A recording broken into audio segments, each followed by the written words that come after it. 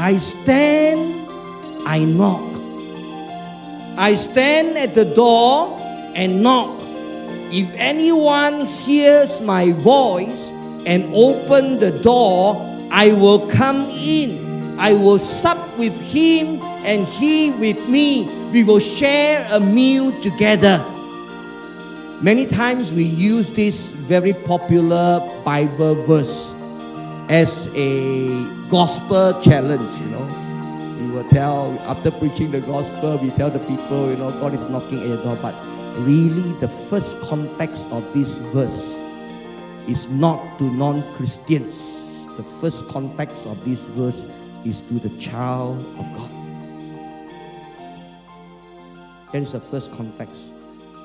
And when we read this text, there is, I don't know, I see a bittersweet contrast and a tension here. Let's start with the sweet one, because often people come to us, you want to listen to good news or you want to listen to bad news? Which one you want first? Tell me the good news first, okay? So we look the sweet part. The sweet part is that God wants to share a meal with us. And it resonates with us in Malaysia because we eat a lot. Someone says that Malaysians eat only one meal a day. 24 hours. And eating, really, if you look into the Hebrew culture and the Bible culture, eating, I will sup with you, you sup with me, and then when we get raptured, we go up, then there's one big feast called the marriage supper of the Lamb. Wow, I think God has very strong Chinese genes inside him. Malaysian genes. Yeah.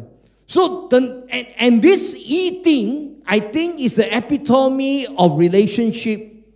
I think 2 or 3 weeks ago, the church talked about that, isn't it? Yeah. How important the relationship with God will carry us through the time of storm. And so the beautiful part is that God wants to eat with us. How many of you want? Yeah. And if you're online, type there, I want to eat with God. Hopefully you'll do that. That is the good news. But the sad news is what? The sad news is God has to knock on the door to come to us. And I think that is very sad, isn't it? He's not inside the house. He's outside the house. That is the sad part. Terrible, isn't it? Terrible, isn't it? That God has to knock on the door of our hearts in order to come to our house, our life.